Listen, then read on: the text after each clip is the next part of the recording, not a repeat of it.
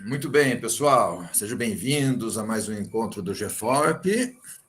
Cada 15 dias nós estamos aqui, sempre reunidos, motivado por alguma temática, alguma discussão, alguma pesquisa, alguma produção, né? Alguma coisa que o grupo vai fazendo, vai produzindo. E hoje nós temos a alegria aí de ter a presença da professora Valéria. Quando era presencialmente, a gente falava que vem, né? Mas agora não é vem, agora aqui está, né? Na Universidade Federal de Uberlândia, né? Uberlândia.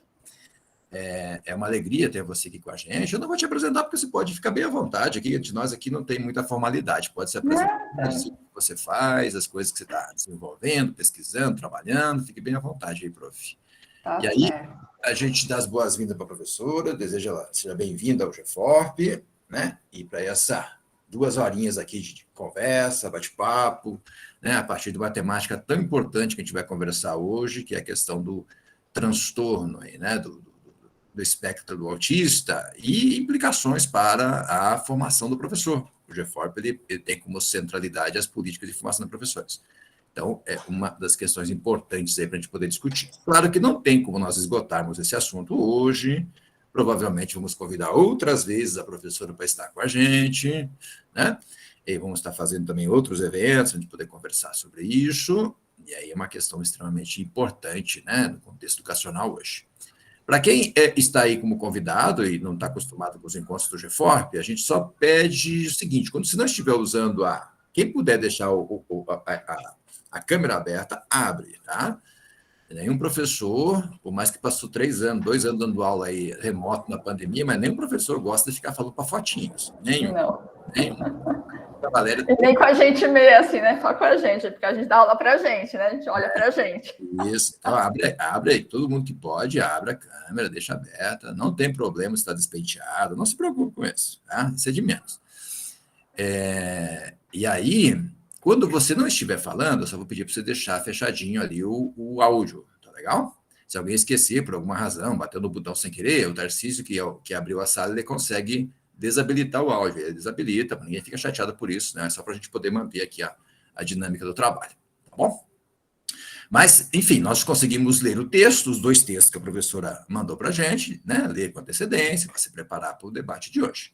A professora vai ter aqui uns 40 minutos, 50, até 1 hora, não tem problema, para ela falar, apresentar a discussão dela, e aí vai ter um espaço que a gente está habituado a ter, né? De poder conversar, fazer perguntas. Eu acho que tem bastante perguntas e questões, então, se a professora conseguir ficar dentro dos 40 minutos, dá um espacinho maior aí para as questões que o pessoal queira fazer, discutir, né? Conversar em relação à temática, tá bom? Prof. Valéria, bem-vinda, sinta-se em casa aqui na UFMS, Campus Três Lagoas, no GFORP.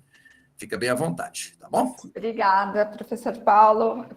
Fiquei muito feliz aí com o convite. E é um tema que eu tenho muita paixão, então, assim, eu sempre aceito de dar um jeito para a gente conversar, né? Hoje de manhã eu estava numa pós da Unicamp e adoro falar sobre autismo e sobre a educação dessas pessoas, enfim, tudo que envolve o autismo.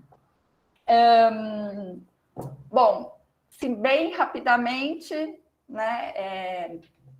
Eu tenho formação em música e depois que eu fiz pedagogia, então eu tenho toda uma trajetória artística antes, né, de entrar basicamente para a educação, fui professora de música, então, e aí foi na PAI, como professora de música, que eu conheci os autistas, que eu tive o primeiro contato e vi que era muito difícil trabalhar com eles, e aí fui buscar, eu já tinha feito mestrado, fui buscar, então, eu tinha feito mestrado na educação especial, na pós-graduação em educação especial da UFSCar, eu venho da UFSCar, na verdade, toda a minha formação, e aí, então, foi por conta desse trabalho com os autistas, porque eu tinha muitos alunos com autismo, mas muitos, a PAI de São Carlos, ela tem mais de 400 alunos, então eu tinha grupos e grupos de autistas de todas as idades, de todos os comprometimentos,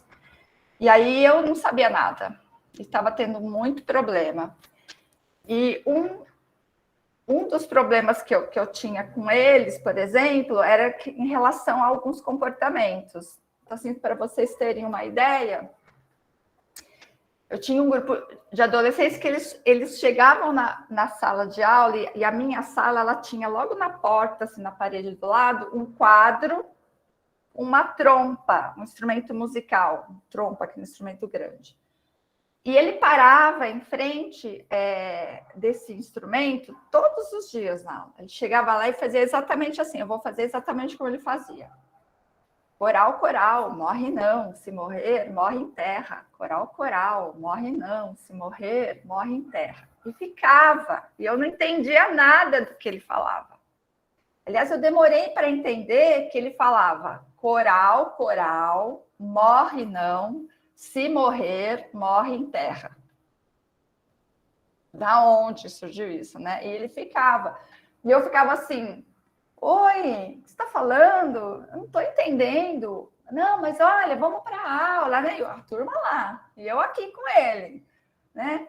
Não, Ju, o que você está falando? E eu ficava ali, tentando, dando atenção para ele, tentando trazer ele para a aula. Demorava muito, aí depois ele ia. Isso, entre outras coisas. E aí eu fui procurar, então, na UFSCar, que a UFSCar, ela, não sei se vocês sabem, mas é a única universidade que tem um programa de educação especial, né? A gente tem linhas de educação especial, mas a UFSCar é o único programa, inclusive tem 50 anos já o programa, é um dos mais antigos, inclusive nasceu quase que junto da UFSCar, né, com a UFSCar. Só que o PPGS, Programa de Pós-Graduação em Educação Especial, ele está alocado no Departamento de Psicologia e não no Departamento de Educação. Porque quando se abre a UFSCar, nasce, a psicologia vem primeiro, antes da educação. E aí, então, os psicólogos acabam abrindo o curso de pós-graduação em educação especial. Então, ele inicia com psicólogos, por isso que ele está dentro do departamento de psicologia. E a psicologia na UFSCar, ela é muito comportamental, né? Tem lá outras linhas, mas o forte da psicologia da UFSCar é análise comportamento aplicada. E, obviamente, que também na educação especial, a gente tem um foco muito forte na perspectiva comportamental, principalmente com autista, com autismo, né? Então, eu vou para fazer o doutorado, né? Procuro o professor Nassim, que depois foi meu orientador, e inicio a minha pesquisa com os autistas por essa perspectiva. Então, fiz todo o meu doutorado nessa perspectiva, depois eu fiz meu pós-doutorado também, né? E aí, então, mais ou menos assim, essa minha trajetória, muito, muito, muito rapidamente, né? E por isso que eu trago também essa literatura para vocês sobre práticas baseadas em evidência, tá? E aí a gente vai conversar um pouquinho sobre isso. Eu acho assim que pelo curto período de tempo que eu vou ter, eu não vou passar os vídeos, porque senão não vai dar tempo, né?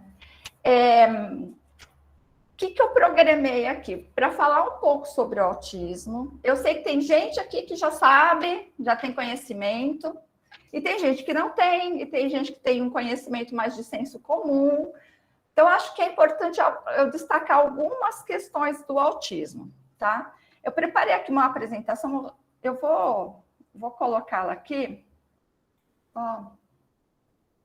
Pode compartilhar, para você, problema. Eu vou só tentar achar onde ela está aqui, né? Seria uma guia? Deixa eu ver se é uma guia. Não é uma guia. Mas... Achei. Achei. Ai, gente.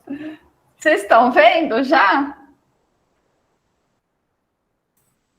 Está começando a aparecer. Tá abrindo. Sim. Tá, eu vou fazer o seguinte, eu vou pôr em modo apresentação, só que aí eu não vejo mais vocês. Não tem problema. Vocês podem me interromper, viu? Não tem essa de... Podem me interromper. Aqui eu acho que é mais uma conversa que a gente vai ter, tá? Então eu vou falando algumas coisas, mas se vocês precisarem me interromper, vocês podem me interromper. Beleza. Tá bom? Deixa eu só pôr aqui no modo apresentação. Bom, O que a gente tem hoje, né? Que a gente se baseia nas características do autismo de acordo com alguns documentos, né? Então, o que a gente tem hoje que faz parte dos documentos para o diagnóstico de autismo é o DSM-5. Né? Então, o DSM-5 hoje, ele divide o espectro do autismo em 2 grandes campos, vamos colocar assim, né? Um deles é o que vai falar sobre os déficits persistentes na comunicação e na interação social. O que está envolvido aqui, na verdade, né? Aqui a gente vai ter, por exemplo, dificuldade em iniciar e manter uma conversa, dificuldade em olhar nos olhos, em brincar, né? Eu pegar isso aqui, por exemplo, e transformar num carrinho ou num hominho, questão da imaginação. Então, a gente tem aqui esses déficits deles.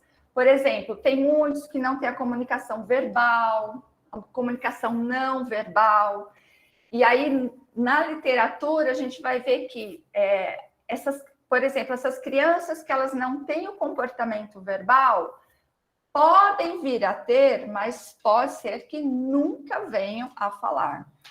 Mas a gente, né, assim, a gente precisa encontrar formas de fazer com que eles se comuniquem, tá? Mas pode ser que nunca vão se comunicar. Tá? E aqui, nesse primeiro item, a gente tem a questão da atenção compartilhada ou atenção conjunta, que foi aquele outro texto que eu trouxe. Eu vou falar dele um pouco depois, tá? Porque ele é uma questão muito importante para o processo de ensino e aprendizagem e muita gente não faz ideia do que seja. Tá? Bom, depois a gente tem aqui esses padrões restritos e repetitivos de comportamento. Então, nós vamos ter esses movimentos motores, né, que eles balançam o corpo, eles fazem flaps, que é esse movimento aqui das mãos, eles têm a ecolalia, que na verdade, eles ou são palavras ou frases que eles ficam repetindo sem, às vezes, nenhum contexto, como o caso que eu falei, né? De repente, eles, por algum motivo, eles ficam falando palavras ou frases e repetindo, né? Estereotipia vocal, né? Que são sons que fazem com a boca. Então, por exemplo, você pode dizer ou são sons, isso é estereotipia vocal. Esses movimentos, esses padrões repetitivos de comportamento, né? Motores, eles vão aparecer ou para eles se autorregularem, e eles fazem muito isso, ou para expressar, por exemplo, algum descontentamento, se eles estão ansiosos, se eles estão nervosos.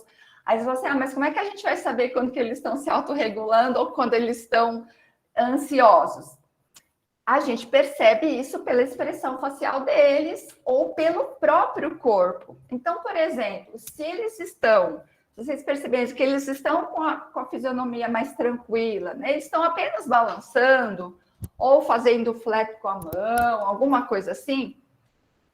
Num movimento um pouco mais lento, pode ser que eles estejam ali se autorregulando. Isso, gente, todo mundo aqui faz. É que às vezes a gente não percebe. Sabe aquele balançar da perna? A gente fica com a perna ali balançando.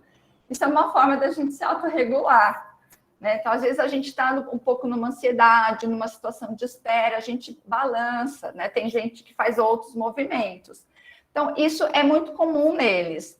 Mas quando a gente percebe, por exemplo, que eles estão... E aí, então, tinha esses vídeos que eu ia mostrar, mas não vai dar tempo. Mas vocês têm o link aí, vocês podem ver. Quando, por exemplo, eles estão num movimento que a gente chama de topografia muito intensa, né? Se balançando muito rápido, né?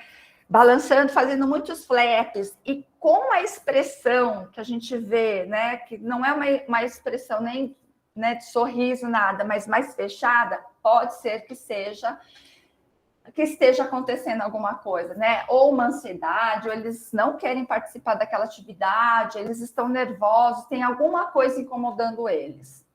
Mas pode ser também que eles fazem isso quando eles estão numa situação de alegria, né? E eu tenho vídeo também, só que aí não tá aí, né? Eu tenho vídeos meus mesmo. Seria para mostrar para vocês. Mas eles fazem esses movimentos, mas a expressão e o corpo deles não indica, por exemplo, que eles estão numa situação aversiva para eles.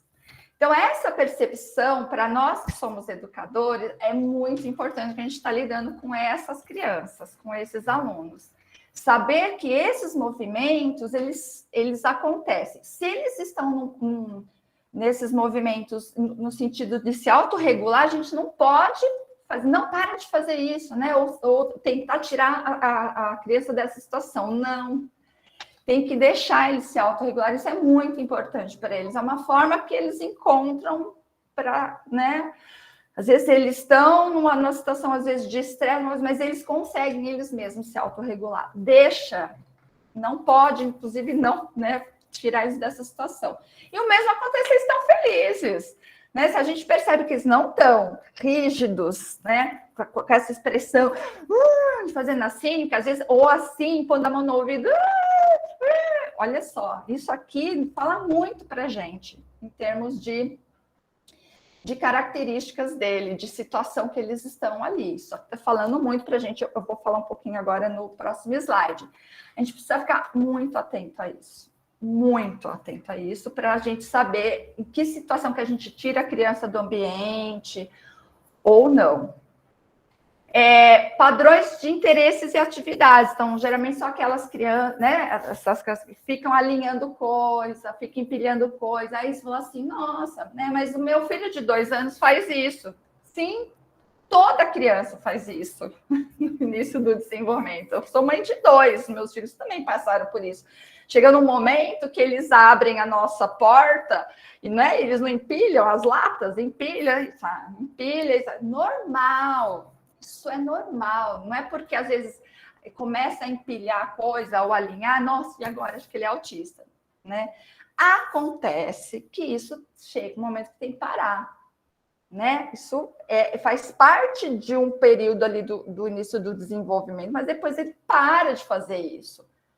Acontece que se essa criança ela não para de fazer isso, passou 3, 4 anos, ela está empilhando, ela está alinhando coisa, tem que ficar atento.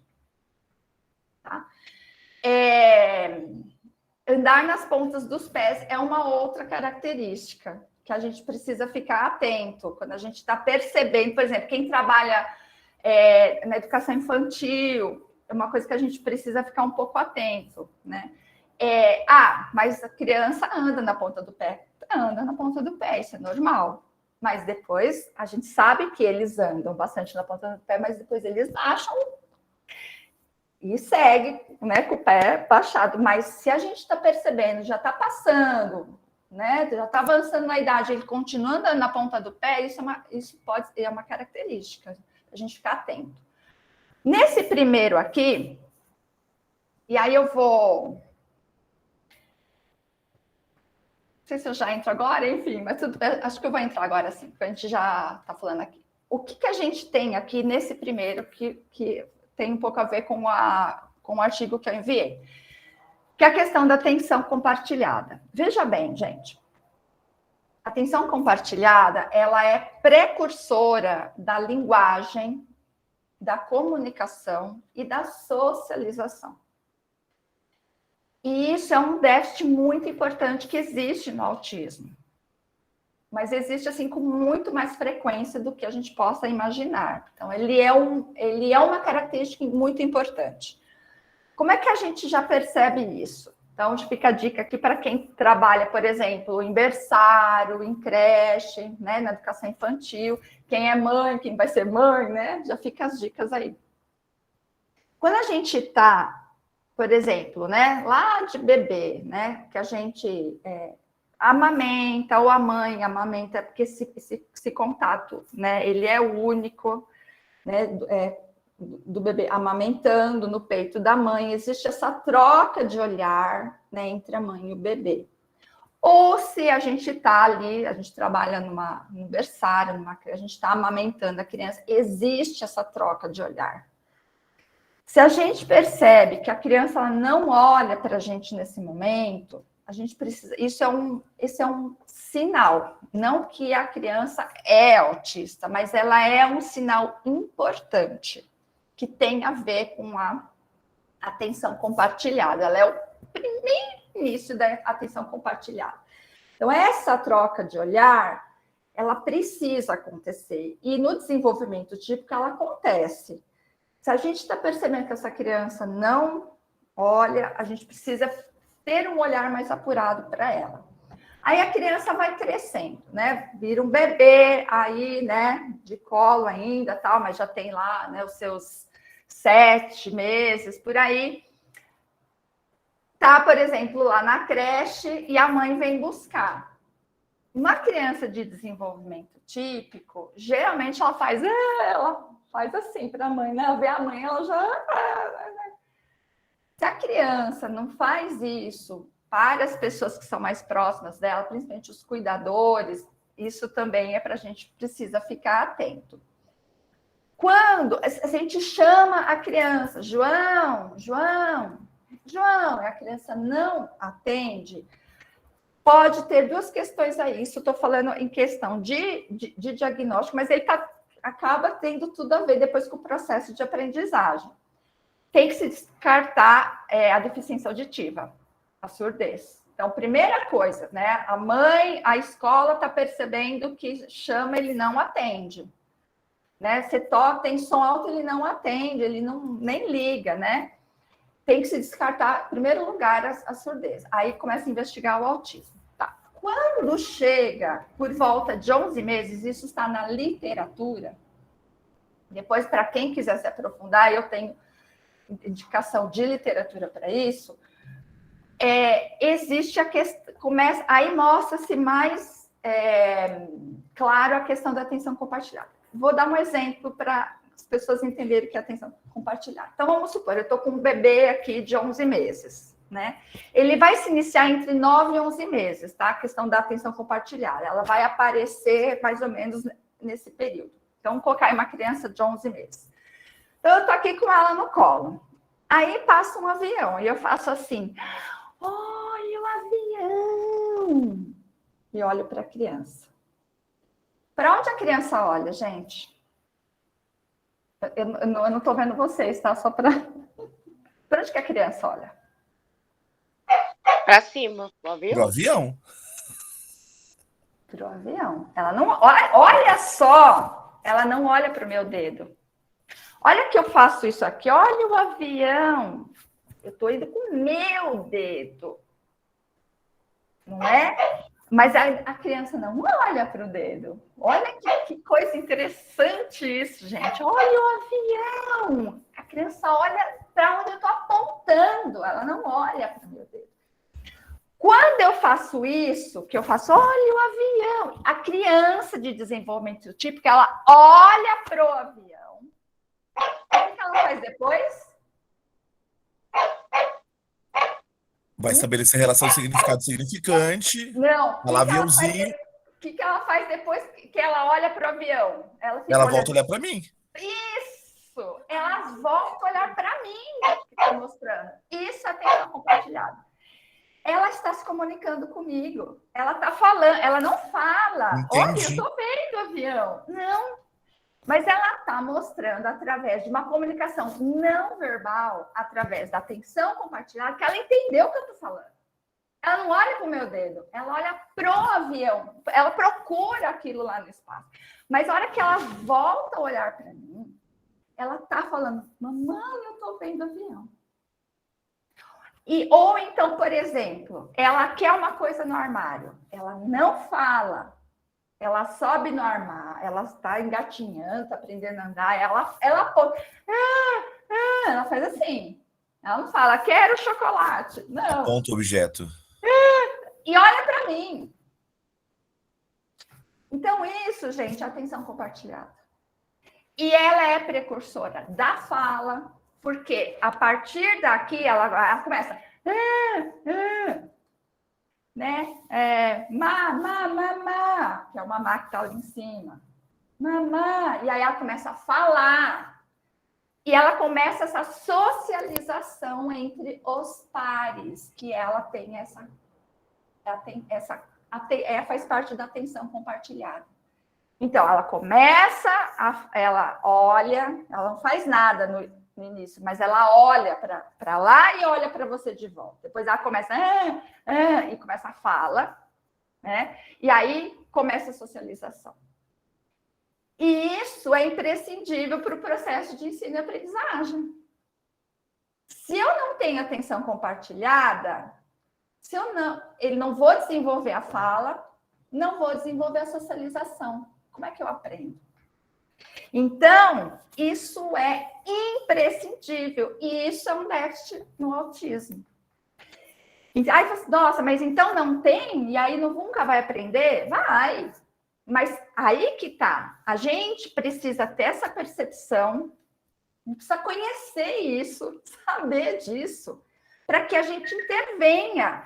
E aí a gente vai intervir nas nossas atividades, quando a gente está lá na educação infantil, está trabalhando com atividades de socialização, dos brinquedos, a gente precisa ajudar essa criança, ensinar essa criança a brincar com o outro. E uma outra questão aqui, que ela muitas vezes, uma grande maioria das vezes, a criança com autismo não imita. E a gente aprende pela imitação. Tudo a gente aprende pela imitação. E aí ela não imita. E aí, então, a gente precisa ensinar a imitar. E aí eu vou mostrar aqui para vocês depois rapidinho que são esses processos de prática baseada em evidência. Entenderam? Então, olha só, essa questão da atenção compartilhada, ela é fundamental.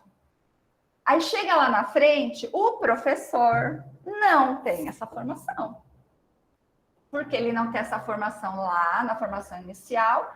A formação continuada, malemar, quando tem, aborda super de leve, não aprofunda questões importantíssimas. E aí chega lá o professor que está com a criança e fala assim, mas ele não aprende. Mas eu coloquei ele lá no parquinho. Gente, a socialização é importante, mas ele não vai. Mas não sei o que eu faço. Não sei mais o que eu faço. Eu não sei, gente, eu não sei. Por quê, gente? Ele não tem atenção compartilhada. Então, às vezes, se a gente não faz, a gente não tem esse conhecimento, determinadas ações, atividades que a gente vai fazer, se a gente não sabe, ela não vai participar. Não adianta, depois aí culpar a criança. Gente, é do autismo, ele não sabe, o que eu vou fazer? Não posso fazer nada. Mas se um professor sabe disso, ele pode ali, nas suas... se sabe disso, se tem conhecimento de práticas baseadas em evidência, se ele vai, né, se aprofunda no assunto, vai buscar informação, ele vai tentar algumas atividades que vão ajudá-lo a desenvolver a atenção compartilhada nessa criança. Bom? Olha só, aqui uma outra questão muito importante, que a gente precisa saber, tá bom? E o professor precisa saber disso. No DSM-5 aparece aí hiper ou hiporreatividade a estímulos sensoriais ou interesse em comum por aspectos sensoriais do ambiente. Bom, aqui, isso é muito comum, a questão sensorial. Então, a gente vai ter, por exemplo, crianças que são hipersensíveis a questões sonoras. Vamos supor que a gente tem um aluno assim, a gente não sabe que ele tem isso, a gente não tem conhecimento disso, a gente não tem conhecimento do autismo, não sei o quê. E a sala de aula onde essa criança está é do lado do pátio, do lado da cozinha. Gente, essa criança sempre surta. Mas a minha criança só tem comportamento inadequado, ela só surta, a gente não sei mais o que eu faço. É óbvio, essa sala está no lugar errado. Essa sala tem que sair dali. Se eu tenho uma criança que ela tem essa característica, a sala tem que sair de onde ela está. Não é a criança que tem que se adaptar à escola, é a escola, isso está na lei. É a escola que tem que se adaptar à criança. Ponto final, está na lei. Então, a sala tem que sair de lá, essa sala tem que mudar do local. Assim, se você tiver um cadeirante na escola e a sala dele é no segundo andar, e não tem elevador, não tem rampa. Vai ficar todo dia alguém levando esse menino lá para a sala de aula, lá para o segundo andar? Não, a sala de aula tem que sair de lá. Mas o laboratório é no segundo andar. se vira. Tem que mudar. É a escola, é o ambiente que tem que se adequar. Então, essa criança, ela não pode estar ali. Aí a gente tem lá aula de música. E essa criança tem uma questão sensorial, né? Questão auditiva importante. Gente, não é que ela é chata, é que dói. Vocês imaginam, quando a gente tem uma criança desse jeito, ela não tem filtro. A gente tem filtro, a gente tem os cílios no ouvido aqui. Né? Essas crianças, elas não têm muito filtro, tem crianças que não têm quase nada de filtro. Aquilo entra, todos os sons que estão acontecendo. Como que essa criança não vai surtar? Não tem como. Como? Ainda mais se ela não for verbal, ela vai se jogar no chão, ela vai gritar, ela vai bater, ela vai arranhar, ela vai morder.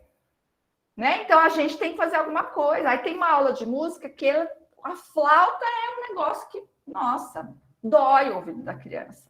Aí não, mas tem aula de flauta.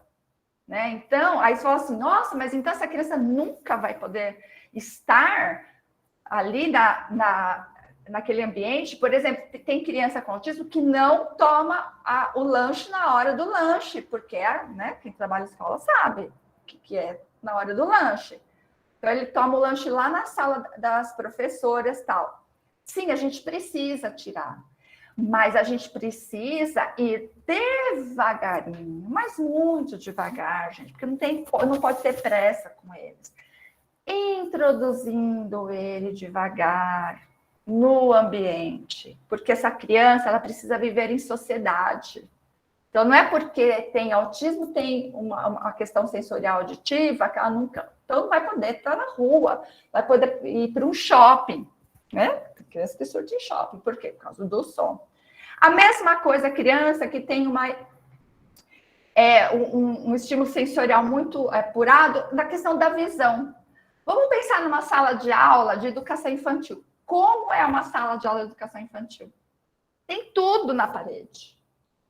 Alfabeto, tudo colorido. Números de 0, né? 0 ao 9. Cartazes, desenhos. Todo mês tem uma festinha. Dia do Índio, que é horrível, né? Isso aí já adivinhei. Vai ser mais bom. Nós vamos entrar nessa questão. Dia do Índio, dia das mães, dia dos pais, dia do sei que, da Páscoa, não sei. Então, aí tudo é enfeitado. Tudo. E se você tem uma criança com essa característica, ela vai surtar. Ah, gente, mas a minha criança surta. É o mesmo discurso de sempre, tá? Tem que tirar tudo? Tem que tirar tudo. A sala tem que estar limpa. Ai, mas e as outras crianças? Tudo se conversa. Mas a escola tem que se adaptar a ela. Tudo se conversa, é respeito ao outro. E devagarinho, vamos colocando uma coisa aqui para ela ir se acostumando. Tudo tem que ser devagar, no tempo dela. Porque ela tem que estar numa sala, porque as outras salas, a vida é assim, a gente vai estar tudo colorido. Não é? Mas a gente, a princípio, quando essa criança está chegando para a gente precisa conhecer essa criança. A gente tem a hiporreatividade, e aqui são crianças muito mais graves, são aquelas crianças que elas não têm dor, por exemplo. Elas não sentem dor, então às vezes elas se molham, elas não sentem dor. Ou fogo, se passar, elas não sentem. Então, aí às vezes elas sentem uma sensação que para elas é até boa. De morder, às vezes, assim, elas não sentem a dor, elas sentem uma outra sensação. Geralmente, essas crianças estão num nível muito mais grave. E aí porque aí essas crianças, elas precisam de proteção, de protetores de braço, protetores de cabeça, aí são casos muito mais graves. Aqui a gente entra naquelas crianças que não têm o menor senso de perigo. Eles não sabem o que eles podem subir aqui. Eu moro no apartamento no quinto andar, sobe aqui na janela, não tem o menor senso de perigo. E eu vou contar um caso aqui para vocês. Eu tinha um aluno na PAI, ele tinha 6 anos, bem grave, né? Uma criança não verbal, com muitos comportamentos estereotipados, e ele, assim, era uma criança que alinhava muitas coisas, né? Enfim. E não tinha esse senso de perigo. Quem buscava ele na PAI era a avó, eles moravam numa cidade bem vizinha de São Carlos, então ela pegava o ônibus todo dia para ir para essa cidade. E um dia ela pegou o ônibus aonde? Na pista, no Washington Luiz. Então eu estava com ele, segurando a mão dele, ele simplesmente, ela estava esperando, ele soltou da mão dela, foi para a pista, o carro pegou, a avó foi correndo atrás, o carro pegou ele e a avó, e os dois morreram. Então, isso tem na escola, criança que foge, ela foge, ela não tem noção de perigo, então a gente também precisa ficar muito atento a essas crianças, né? Então, veja bem, é muito importante conhecer as características todas do autismo e aí conhecer essa criança. Porque aqui, tá vendo? A gente tem um espectro. Então, a gente vai ter duas crianças diagnosticadas ali com autismo, F84, sei lá o quê, lá do sítio, elas são totalmente diferentes. Totalmente. Por quê? Porque a gente tem aquele tanto de características, mas aquela criança vai ter aquela, porque tem níveis, e os níveis podem variar assim, gente, desse tamanhozinho para esse tamanho. Então, por isso que a gente chama de espectro. Então, por exemplo, aqui do lado amarelo, a gente tem os casos mais graves, muito mais fácil de diagnosticar aqui, do lado amarelo, muito mais fácil. E aí vai, né? Então vai tendo os casos mais graves, que precisa de muito apoio, depois vai com menos apoio, até que a gente chega nesse outro lado aqui, que são, às vezes, casos muito difíceis de diagnosticar. Por quê? Porque tem uma linha muito tênue aqui entre o autismo mais leve e as altas habilidades de superdotação. Então, tem até o vídeo aí daquele seriado Atypical. Quem não assistiu, assiste esse seriado, porque ele é fantástico. Ele mostra muito bem as características, por exemplo, de um garoto com autismo, que ele está mais aqui para o lado do verde, né? Ele não é grave. Então, ele tem as características marcantes, que é aquele interesse muito específico, por exemplo, por pinguins. Ele sabe tudo sobre pinguins. Tudo, ele é ótimo. Tudo que você perguntar, ele sabe. Mas ele tem outros déficits, então a questão da socialização, da rotina, não pode tirar nada do lugar, tem que manter aquela rotina, né? Mas é um menino extremamente inteligente, né? São pessoas que são muito concretas. Então, se eu falar assim de repente, para uma pessoa assim com autismo, nossa, né? Que tá num grau aí de médio para leve, eu falo assim, nossa, tá chovendo canivete. Tem deles que vão pensar, eles vão acreditar que tá chovendo canivete. Eles não têm essa questão da metáfora, eles não entendem isso, não entendem isso. Eu tenho mais um caso aqui para contar para vocês, né, que é real. Eu tenho um amigo, né, que fez mestrado, doutorado comigo, hoje ele já tem mais de 40 anos, ele é licenciado em matemática, pessoa extremamente inteligente, tudo de matemática. Eu não sei fazer conta de dividir com 2 dígitos. Ai, meu Deus. E ele está dentro do espectro. Então, ele tem essas outras questões mais sociais. E ele tem uma namorada. Namorava faz tempo. Aí, um dia, ele posta assim no Facebook: meu mundo acabou. Não sei mais o que eu faço da vida, né? Começa a se lamentar no Facebook e a gente, né, sabendo, né, que ele está dentro do espectro, foi lá, nossa, o que aconteceu, né? Minha namorada terminou comigo, meu mundo acabou, não sei o que, né? Aí nós fomos falar com o professor Nassim, né? Mas olha, vamos você conversar com ele, né? Que é homem, né? Aí o professor Nassim já sabia, foi lá conversar com ele. Então, ô, fulano, o que está acontecendo? Minha namorada terminou. Aí eu... Tá, mas você dava a mão para ela, assim, né? Vocês andavam de mãos dadas? De vez em quando, né? Não precisa ficar andando de mãos dadas, né? Tá, mas você beijava ela? De vez em quando, né? Porque, né? Não precisa, ela, né? Outras coisas, tudo assim, né? Você fala que você Era tudo ama de vez em ela, quando. mas chama assim, tipo, tirando o corpo fora, né? Não, precisa, né? Não precisa. Tá, mas você fala que ama ela? Não, mas não precisa, ela sabe que eu amo ela. Tá, mas aí, imagina, o meu orientador, que tem quase a idade dele, um pouco mais velho, que teve que explicar para um homem de 40 anos. Então, eles são muito literais, gente. Muito. Não adianta a gente falar certas coisas que para eles não entendem. Aquela é muito literal, tá? Então, é isso que a gente fala que está dentro do espectro. Teoria da mente. Não sei se, teoria da mente, eles não têm. O que é teoria da mente? É você se colocar no lugar do outro. É o que a gente chama de empatia. Isso é teoria da mente. Né? Todo mundo aqui tem teoria da mente, tem empatia. Diz, não, eu posso chegar para eles, começar a chorar, ou estou com uma dor, expressar. Qualquer um de nós aqui vai, nossa, o que aconteceu? Eles não. Eu posso estar morrendo de rir, eles estão lá. Entendeu? Eles não têm, isso aqui não é desenvolvido neles, a teoria da mente. Tá?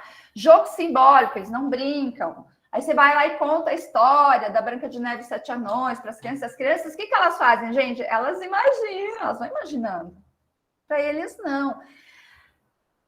Tudo funciona diferente para eles, sabe? O raciocínio deles é diferente, a forma como eles... como as informações são estruturadas para eles é diferente da gente. A gente tem que ter conhecimento disso. Tá certo? Aí, aqui só para falar, né, das pesquisas, que a maioria das pesquisas, né, sobre as quais a gente não sabe. Agora, essa aqui, que é uma questão importante, que impacta na gente aqui na educação. Isso aqui é o último dado, o mais recente dado que a gente tem. Nós temos hoje, a cada 44 crianças, uma é autista. No Brasil, nós temos 2 milhões. E aqui a gente tem o quadro de como que isso vem. Olha só, gente. Né?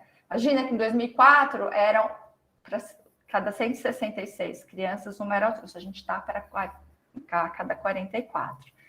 Isso impacta diretamente na educação.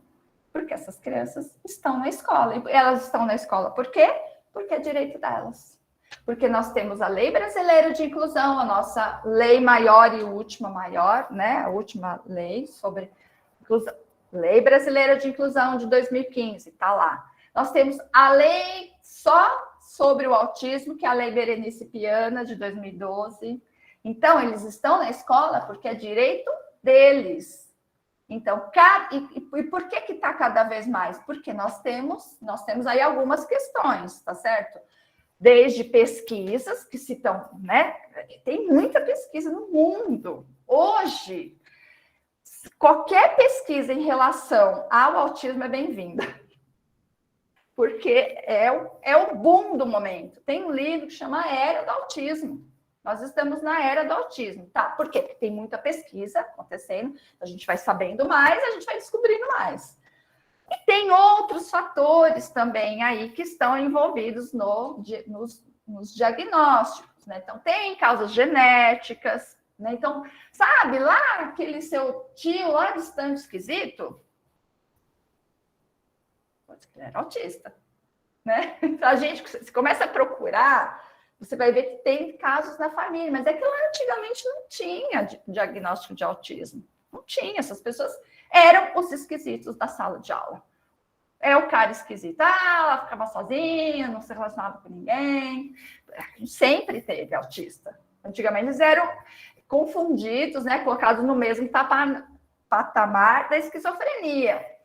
Mas depois começou a se estudar e separou. Então, a gente sempre teve, mas acontece que a gente está tendo outras questões. A literatura mostra questões de fatores ambientais. Então, nós temos desde questão de veneno na alimentação, uso de drogas, e aí vai. Não tem nada de vacina, tá, gente? Isso não existe. Já foi já caiu por terra. É porque teve vacina, né? Então, essas crianças estão na escola e vão chegar cada vez na escola. E aí, olha só, isso impacta na gente, né? O que a gente tem aqui apontando? Eu trouxe algumas coisas só, hein? Basta você sentar aí 1 hora em frente ao portal de periódicos, que vocês vão achar muito mais, né? A gente tem lacuna, aqui no Brasil, lacunas nas pesquisas que vão falar sobre as estratégias e recursos. Sabe por quê? Porque quem faz pesquisa com autismo não conhece autismo.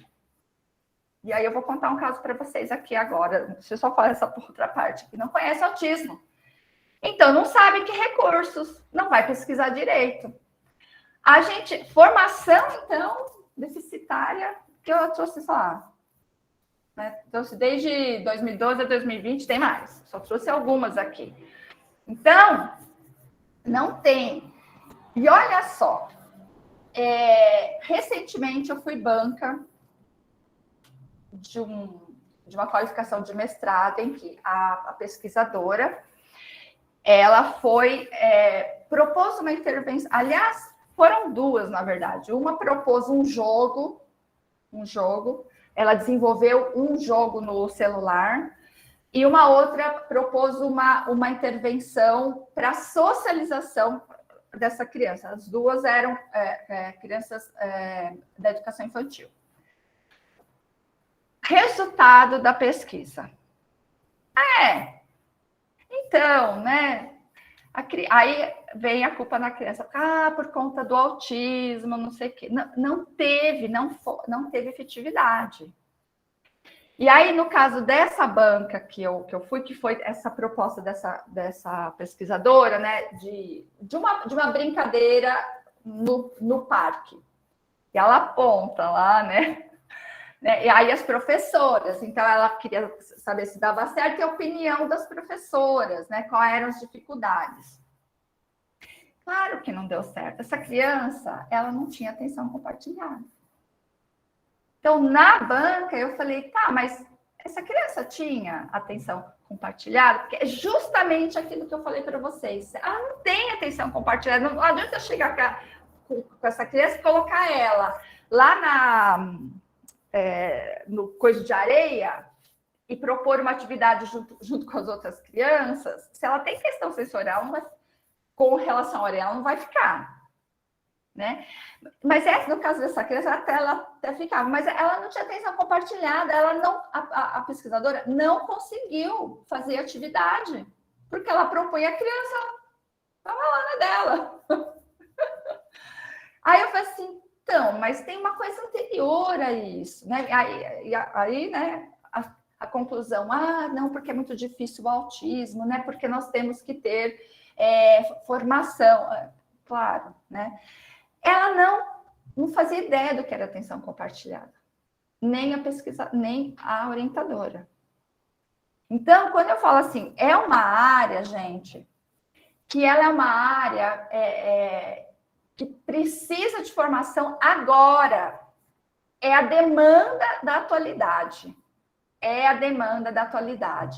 Essas crianças estão indo para a escola, as professoras estão recebendo, as escolas estão recebendo, os pesquisadores estão fazendo pesquisa, mas se não tem um conhecimento aprofundado, a questão da atenção compartilhada, por exemplo, não vai dar certo pesquisa. Não vai dar certo aquele processo de ensinar. Porque tem uma coisa anterior a ela. Né? Então, isso vai impactar. E aqui que eu coloco, que são as demandas atuais da educação, né? Que a gente precisa falar sobre o autismo hoje nos cursos de licenciatura. Não é só no curso de pedagogia. No curso de pedagogia não tem como não falar mais. Não adianta chegar e falar assim, autismo é isso. Tem que aprofundar, tem que fazer estudos de caso. O professor de física vai pegar o aluno com autismo. Certo? O professor de matemática vai pegar o aluno com autismo. E aí, gente, é a tal da exclusão na inclusão. Porque eu falo assim, nossa, não, mas a minha escola é inclusiva. Inclusiva onde? Aí você chega lá, tá lá, realmente. Os alunos estão matriculados, estão na sala de aula. Onde? Fazendo atividade à parte. Ou então, tá lá com o aluno, a turma tá fazendo e a profissional de apoio tá andando com ele pelo pátio. Isso é a coisa mais comum do mundo. Não sabe o que fazer. Não conhece. É claro, se eu não conheço a tecnologia desse celular, como é que eu mexo nele? Eu não mexo. Mexo lá um negócio lá. Sabe? É conhecimento. Aí, formação continuada. Hoje tem que ter formação continuada no autismo, é demanda da atualidade. E nessa formação continuada, precisa conhecer o que são práticas baseadas em evidência. Porque senão também você corre o risco de não dar certo aquilo que você vai fazer. Não estou falando que é só prática baseada em evidência, mas o nome já fala. Se a gente tem estudos, pesquisas, que são práticas baseadas em evidência, por que eu não vou tentar usar isso na sala de aula? E aí, vou trazer aqui um pouco do que é prática baseada em evidência. Qual é meu tempo aqui, gente? 6h30. Não, 6h30 aqui para mim. Bom, bora lá? Posso continuar por enquanto ou tem alguma questão? Não, pode continuar, prof. Depois a gente abre para as questões. Sem problema. Tá. Bom, prática baseada em evidência, muito dela vem da análise do comportamento aplicada. Né? Então, pode ser que alguém já tenha escutado falar, outros não, que é a tal da ABA, que é uma prática baseada em evidência. E tem aí, na verdade, vem da perspectiva comportamental do Skinner, tá certo? O que se preza dentro dessa perspectiva, tá? O que o behaviorismo fala, né? Ou na perspectiva comportamental.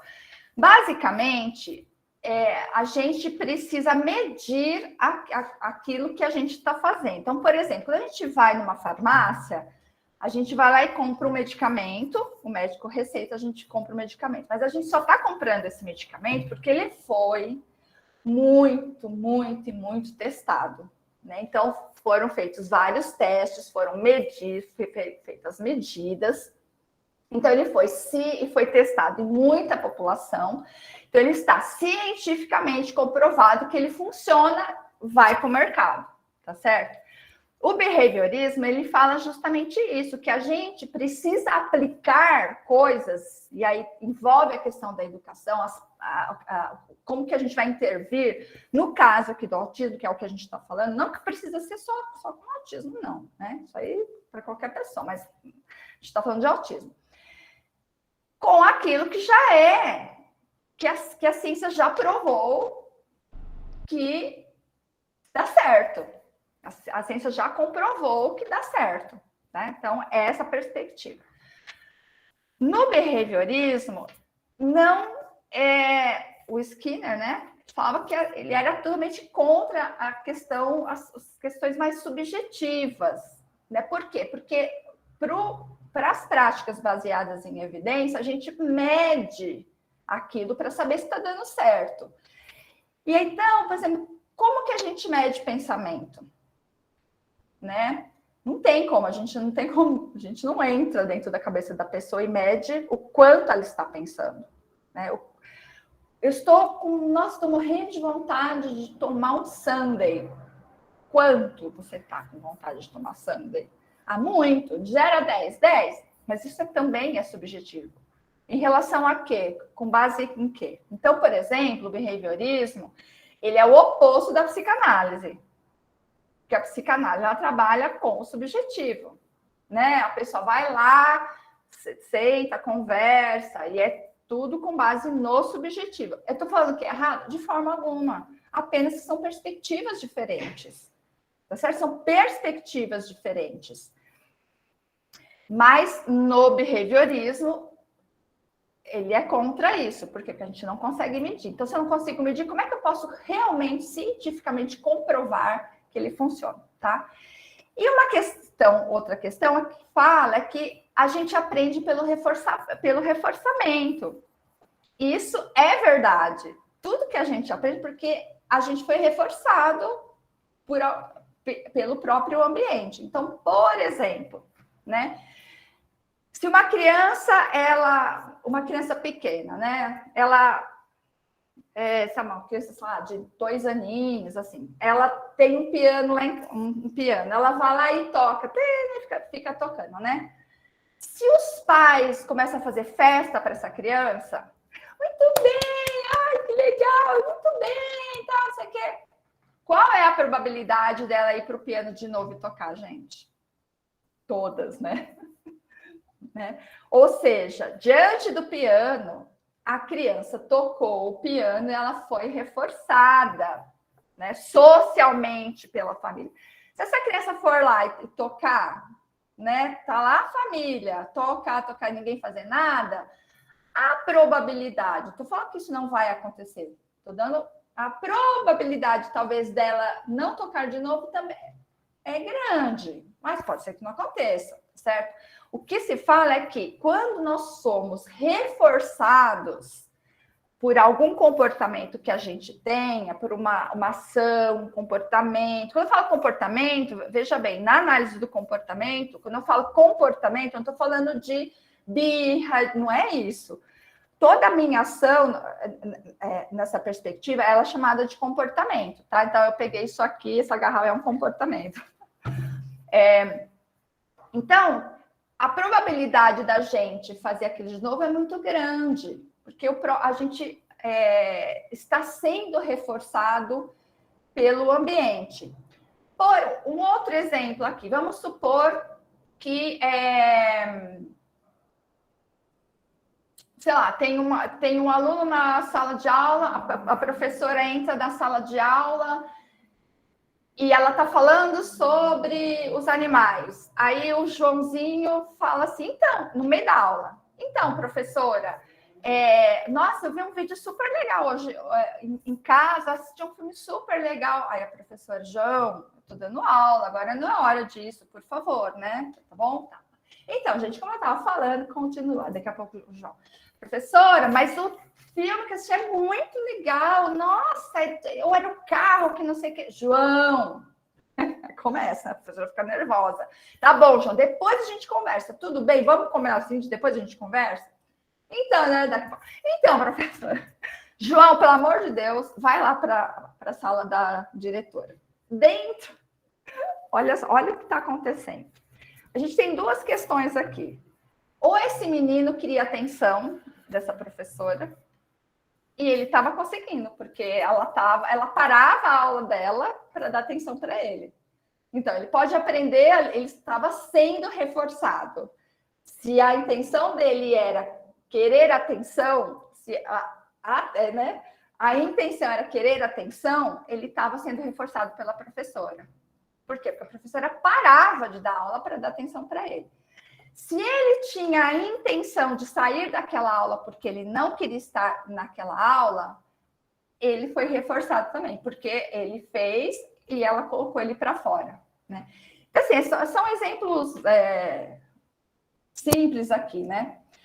A gente pode pensar, por exemplo, numa criança em sala de aula também, né? A gente tem a gente tem já relatado nas pesquisas, tá? De criança, por exemplo, com autismo e em determinadas atividades de sala de aula ela entrava em comportamento disruptivo, né? Inadequado, se jogava no chão, fazia birra, tal. E a professora, não sabendo o que fazer, tirava ele da sala de aula, né? Então, foi feita uma análise funcional dessa situação, né? Não uma vez, descobriu-se que sempre naquela atividade, quando a professora apresentava aquela atividade, essa criança entrava num comportamento inadequado. E qual era a consequência disso? Né? A professora mandava ele para fora de aula. Ele aprendeu que naquela atividade que ele não quer fazer, é só ele fazer uma birra. Ele faz uma birra, a professora bota ele para fora. Né? Então, esse comportamento dele foi reforçado.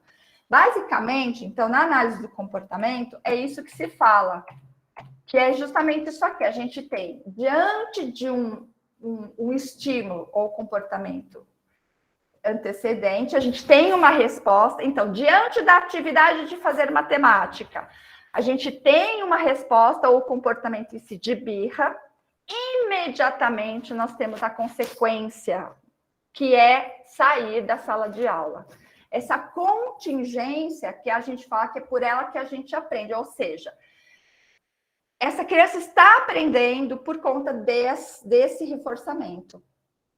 Tá certo? Então, aí a gente tem que intervir. Por quê? Então, a probabilidade dele fazer birra diante dessa atividade ou de alguma parecida, ela é muito grande.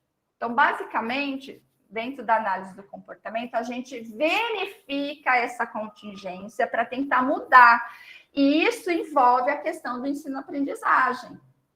Porque se às vezes a criança ela tem um comportamento de birra inadequado, a gente precisa fazer essa, que a gente chama de análise funcional, para ver por que ele está tendo esse comportamento, o que está acontecendo sempre, não é uma vez. Isso a gente tem que observar, fazer várias observações. O que está acontecendo antes que está emitindo esse comportamento e o que acontece depois?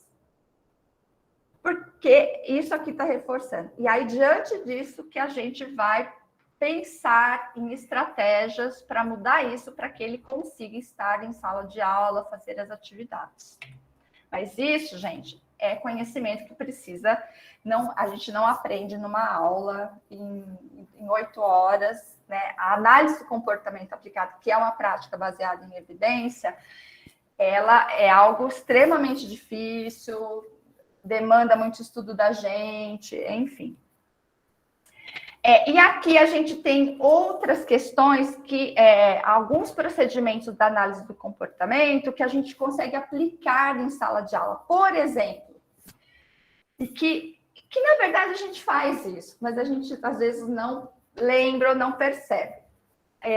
Ajuda física para a criança fazer aqui. Então, se a gente tem uma criança que não imita, se eu falar para ela, pega aqui o lápis, João.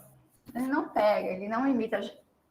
E aí, né? O que a gente faz? O que a gente faz lá na educação infantil, né? Quando a criança está aprendendo a pegar no lápis e tem que pontilhar com o lápis. A professora não pega na mão da criança, ela ensina essa criança, ela dá ajuda física total. Isso faz parte da análise da aba, gente. Aí depois o que a gente vai fazendo? Então, a gente vai retirando essa ajuda até que a criança ela faz sozinha. Isso é procedimento comportamental, faz parte dos procedimentos da perspectiva comportamental, tem lá da psicologia comportamental. Então, essa é uma estratégia para aquelas crianças que não sabem, por exemplo, imitar. E aí entra o reforço. Toda vez que a criança dá uma resposta, né, que se espera dela, a gente dá o reforço. O que é esse reforço? O ideal é que seja o reforço social. Muito bem, parabéns. Mas existem outros tipos de reforçadores. A gente tem desde reforçadores alimentares, e esses são utilizados somente em casos de crianças que são mais graves, que estão no início de um processo de aprendizado ainda. Então, por quê? Porque o reforço alimentar, ele é base, ele é primário na gente, em qualquer ser humano. Então, a gente utiliza, a criança fez o correto, dá ali um pedacinho de algum alimento que ela gosta, junto com o reforço social. Em casos extremos, viu, gente? Isso aí é só em casos realmente de crianças com mais graves mesmo, no início de um processo de ensino e aprendizagem, junto com o reforço social. Aí a gente vai retirando esse alimento. Então, eu dou lá junto, muito bem, não sei o quê. Depois eu não dou, depois eu dou. E eu vou retirando esse alimento para ficar só o social. E ninguém vive de reforço de alimentos, é totalmente inadequado, né? Mas em casos extremos. Então, a criança gosta muito de brincar com o carrinho, tá certo? Então, ela fez a atividade correta dela.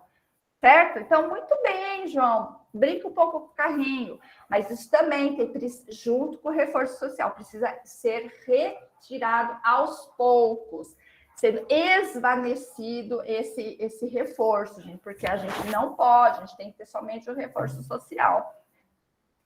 Tá certo? Uso de fichas. A educação infantil faz isso.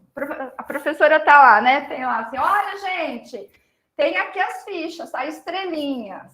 Se todo dia a turma se comportar muito bem, fazer as atividades, eu vou colocar estrelinha. Se chegar na sexta-feira, tá lá completo, vamos todo mundo para o parque brincar de piscina. Vai ter piscina lá no parque. Isso faz parte da análise do comportamento aplicada, tá certo? A gente utiliza essas coisas, né? E para o autismo também a gente utiliza, só que no caso do autismo, a gente precisa, no início, utilizar isso para ele, no momento imediato que ele faz a atividade.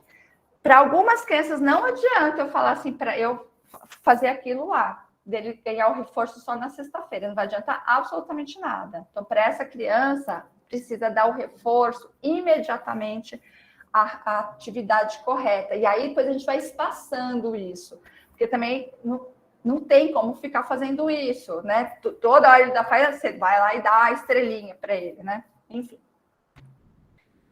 Outra prática baseada em evidência, não sei se você já ouviu falar do TEACH. O TEACH, ele é um método, na verdade, baseado na aba, é uma prática baseada em evidência, em que a gente reestrutura o ambiente. Sabe aquilo que eu falei para vocês? Vamos limpar a sala? Vamos tirar a sala daqui? A gente tira os estímulos visuais e vai acrescentando aos poucos esses estímulos visuais, auditivos. Quadro de rotina, eu vou mostrar aqui um quadro de rotina para vocês e esse sistema de trabalho, tá?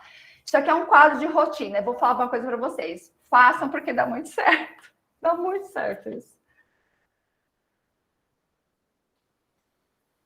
Olha só, rotina. Eu falo da educação infantil porque faz muita coisa na educação infantil. Isso existe na educação infantil. A professora chega lá e fala assim, olha, turma, então, ou ela tem as figuras, ou às vezes ela escreve na lousa. Hoje a gente vai pintar, depois a gente vai brincar, depois a gente vai para o lanche, depois a gente vai dormir e vai para o parque.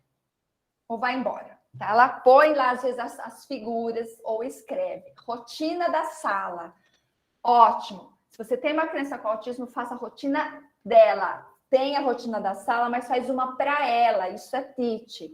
Vocês vão montar esse quadro aqui que a gente pode fazer com MDF, tá certo? E enfeita ele, por exemplo, da cor que a criança gosta. Então, se você tem duas crianças com autismo, qual que é a cor dos dois lá? E enfeita para ele saber. Vocês podem colocar em cima, às vezes, a foto da criança. A criança já vai identificar a agenda dela pela cor, mas vocês podem colocar lá o nome, se ela já sabe ler, ou a foto dela. Tá. Vocês estão vendo essa parte embaixo? A gente faz uma caixinha ali com papelão e cola. Isso aí se chama acabou. É a caixa do acabou. Bom, e aí o que vai acontecer? Vocês vão... Aí eu vou passar o site aqui para vocês, da onde vocês encontram todas essas figuras.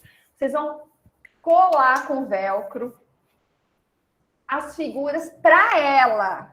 E aí tem a forma de se utilizar. Então, a figura do brincar, né? do pintar, a figura do brincar ali com os brinquedos, a figura do lanche, a figura do dormir e pronto.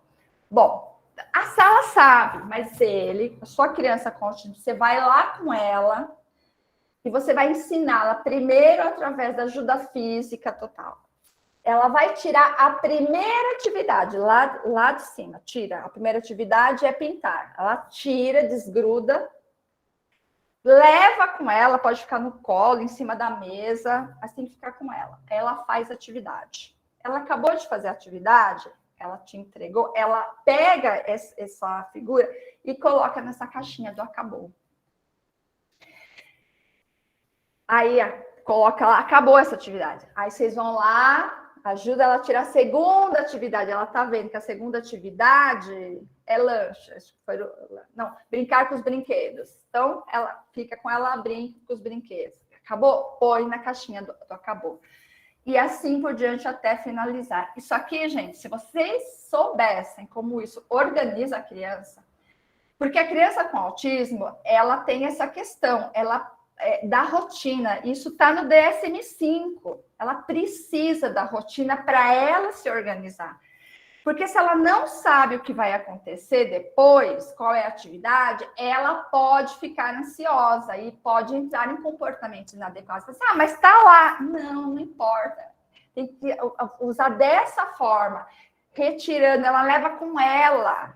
Ela está ali com ela sabe qual é a atividade. Quando acabou, ela sabe. Quando ela coloca no acabou, isso está indicando para ela que acabou. Então, essas agendas, olha, o que elas ajudam a gente na sala de aula, vocês não têm ideia, e é uma coisa tão simples. Então, aqui, por exemplo, eu trouxe, olha, se você tem uma criança que ela está na fase concreta, por exemplo, né, que a gente tem criança que ainda, por exemplo, a criança com autismo que ainda não entende figura. Você vai lá no 99 e compra as coisas. Eu fazia isso, né?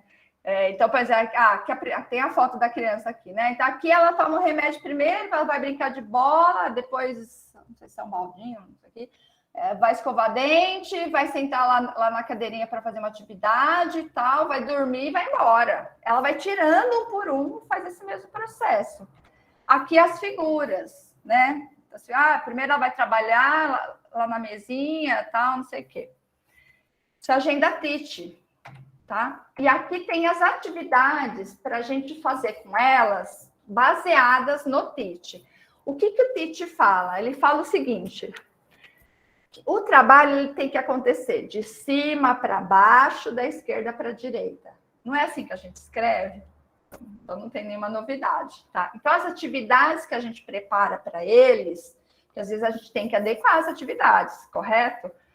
A gente prepara assim. Então, a criança, isso aqui é uma atividade de nível 1, uma criança que está lá na educação infantil. Ela vai pegar daqui, ó, essa argolinha da esquerda para a direita e põe aqui.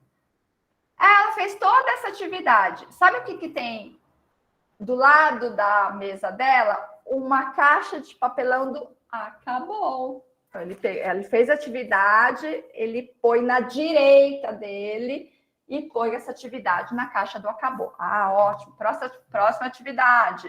Mesma coisa, tá vendo? Por daqui para cá.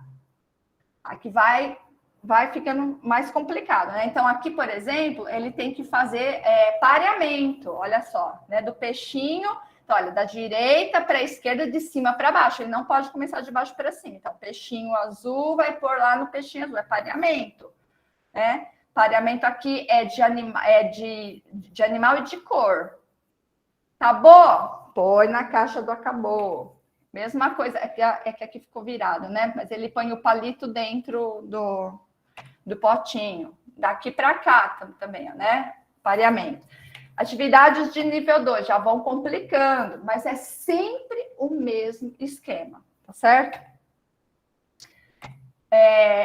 Vai começar a alfabetização, tá? Então, vai. Aqui vocês estão vendo que não é mais pareamento de cor, mas é da letra, tá? Aqui, olha, tem que formar, né, o corpo, a sequência lógica. Aqui também, aqui ele tem que pegar a forma e não...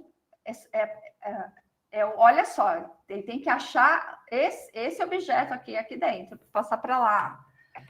Atividades de nível 3, a gente já está avançando, né? Ó, número, quantidade.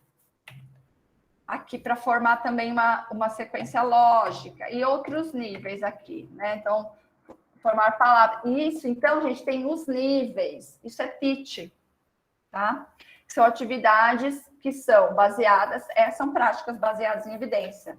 Tem evidência de que dá certo. Por quê? Como que a gente sabe que dá certo? Porque existe toda uma medição disso. São filmados, isso são feitos em pesquisas. E aí a gente traz, né? Traz para a sociedade. Né? É medido isso, quantas vezes a criança faz certo. Então, tem todo são procedimentos que são feitos nas pesquisas empíricas e que comprovam que dá certo. Por isso que são consideradas práticas baseadas em evidência. O PECS é outra prática baseada em evidência, que é a questão da comunicação. Né? É a gente que ensina o PECS? Não. Tá? A não ser que tenha algum professor que queira fazer curso de PECS, e existe. Que a criança, às vezes, ela não tem a comunicação verbal, mas ela precisa se comunicar. Porque como é que você vive em sociedade, no mundo, sem se você se comunicar? Então, o PECS é a troca de figuras. A criança ela vai aprendendo passo a passo a pedir as coisas, a dizer o que ela quer fazer através da troca de figuras. Então, quem inventou isso aqui foi Bond Frost, 1990.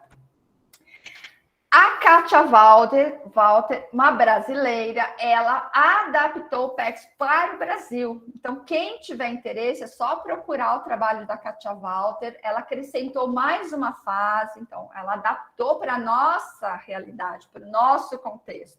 Tá certo? Então, a criança ela vai aprendendo pelas fases, até que, gente, ela simplesmente, ela não se comunica, mas ela consegue, porque ela não sabe falar, não adianta, ela já se tentou com fono, então ela não vai falar, mas ela precisa se comunicar, a gente precisa ensinar essa criança a se comunicar, né? Então, o PECS, ele vem muito para isso. Só que, olha, então a questão da rotina, né? A criança, ela, através, né, de aprender a questão da rotina e do PECS, ela vai aprendendo a montar o que ela quer. Então, ela monta lá tudo que ela quer e ela mostra e ela tem acesso. Isso aqui são algumas figuras que a gente tem, por exemplo, que eu trabalho com música, né? Eu falei, eu tenho uma outra licenciatura em música, quando eu trabalho com música, eu uso muito essas figuras, né? O que ela tem que fazer. Então, essas figuras a gente encontra para tudo nesse site aqui. Então, anota esse site, que é o Arasaki, e lá vocês vão por temas, sabe? Nossa, e aí tem muita coisa. Então, vocês imprimem isso, plastificam e utilizam nas agendas TIT. Vocês vão ver como isso ajuda vocês. Prática baseada em evidência, tá certo? E lá tem desculpa que eu vou voltar aqui um pouquinho. Tem esse tipo de figura aqui, colorida, como tem esse aqui, ó, pretinho assim, né? Só o desenho, né? Sem o colorido e tal. Nesse site.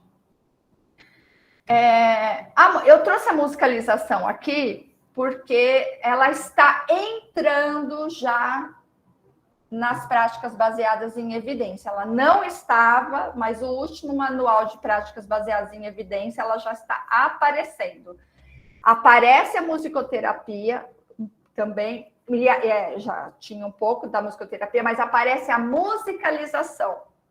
Só que não é musicoterapia, é musicalização. Por quê? Através de atividades de musicalização, utilizando PECs, utilizando TIT, essas outras, a gente consegue trabalhar muita coisa com essas crianças. Muita coisa. Até comunicação verbal a gente consegue. Eu tenho vídeos das minhas práticas, dos meus grupos, de criança, por exemplo, que chegava no grupo, criança pequena de 3 anos, que a mãe falava assim, olha, não fala, tá? Né? E nas atividades de musicalização, utilizando essas práticas baseadas em depois de, assim, tipo, 6 meses, mais ou menos, de atividade, por exemplo, de canto, essa criança começa a cantar. Né? Então, assim, eu tenho vídeo disso mostrando, enfim, outros vídeos também. E se der, eu mostro, se não der, tudo fica para uma outra ocasião. Né? Então, a musicalização, ela está chegando dentro das práticas baseadas em evidência. É qualquer pessoa que pode fazer? Não. A gente precisa ter conhecimento dos educadores musicais, então tudo é conhecimento. Aí aqui, só para finalizar, corri aqui com a fala, esse é o meu livro, então esse livro aqui, ele engloba parte da minha pesquisa, do doutorado, com a parte que eu fiz no doutorado de sanduíche, que eu fiz lá na Alminho, lá em Portugal, e do projeto de extensão que eu fiz na UFSCar. Então, eu trouxe, englobei aqui. E aqui, então, eu falo de aba, a gente fala de aba, eu e meu orientador, a gente fala o que é a aba, explica alguns procedimentos da aba, fala da importância da música e tem várias atividades aqui para serem desenvolvidas em sala de aula. Não precisa, aqui no caso, ser o professor de música, pode ser a professora da sala de aula. Ui! Saiu aqui ou não? Deixa eu só... Saiu. Saiu? Tá saindo, prof, tá saindo. Não. Tá aqui. Tá aqui. E aí, o meu e-mail tá para quem quiser falar comigo. Eu passei dos 40, né, gente? Mas eu juro que eu tentei correr. Não tem problema. A gente pede desculpa até por te dar pouco tempo para você falar, porque a gente estava aqui atento à sua fala, poderíamos ficar mais um bom tempo aqui te ouvindo. Essas questões muito importantes. Só que eu acho que ainda não saiu, prof. Não, deixa eu ver, peraí. Tem que parar o compartilhamento. Aí, acho que agora... Aí. Isso. Aí. Prof, ótimo. Vamos já de imediato abrir aí. Quem quiser perguntar, falar, compartilhar, fica à vontade. A palavra está aberta. A Ângela ergueu a mão, não sei se ela estava erguendo a mão sem querer ou se ela ergueu a mão, ela queria falar também. Gisele, tu está com uma música atrás de você, Gisele. A Gisele quer falar primeiro? Estou vendo aqui Nossa, tem muita coisa no chat, gente. Agora que eu tô... Oi, desculpa, o meu filho está com o celular e eu acabei não percebendo que ele se aproximou ali. Tá bom. Eu cheguei no final, mas assim, nossa, que satisfação. Quero parabenizar a todos aí pela iniciativa, né? Dentro de um meio acadêmico, né? Formação de professores. Eu sou mãe de autista, recebi esse convite para estar aqui hoje, participando e tal. E, nossa, muito maravilhoso, assim, vocês plantarem essa semente nessa formação dos educadores. Ouvi a Valéria falando tudo que a gente já sabe que funciona para autista. Nossa, que orgulho, gente. Ouvi falar de PECs, de TIT. O TIT, assim, não é o que eu menos conheço de todos, né? Mas, assim, meu filho, por exemplo, precisa total adaptação do ambiente, então eu já vou atrás desse TIT, né? E eu quero dizer para os educadores, é isso, né?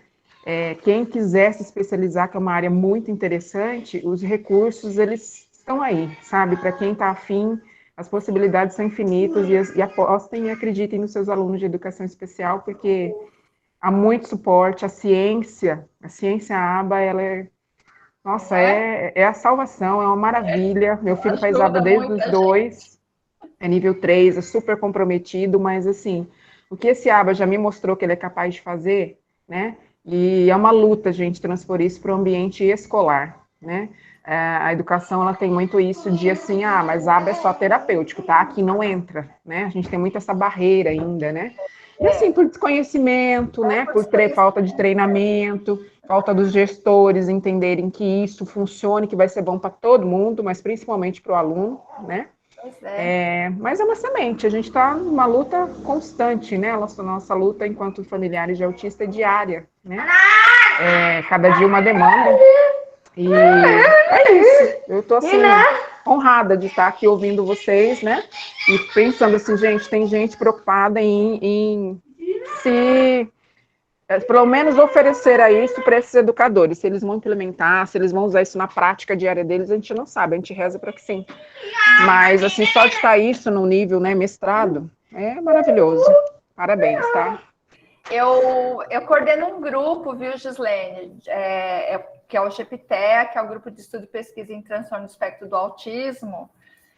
A gente faz remoto porque não tem como, tem gente de fora de Uberlândia, sabe? Então, a gente tem desde alunos graduandos, a gente tem muitos professores, famílias, mães, pais que fazem parte do grupo, e a gente discute muito a aba, a gente conversa muito na aba, como que a gente pode usar alguns procedimentos, às vezes a gente não vai conseguir fazer a aba, a gente não está falando aqui de fazer aba na sala de aula, não é isso, mas você consegue pegar alguns procedimentos da aba e aplicar sim na sala de aula. Sim, porque como é que você quer que um aluno faça uma atividade, seja engajado em alguma atividade, desculpa, meu filho está aqui e vai ter essa interferência, se você não consegue manejar esse comportamento, né, entender como é que você vai fazer, e o aba te propicia isso, né, te dá todo esse suporte, né, lógico, você tem que estudar muito, você tem que, não é simples como você falou, porque é uma ciência, né,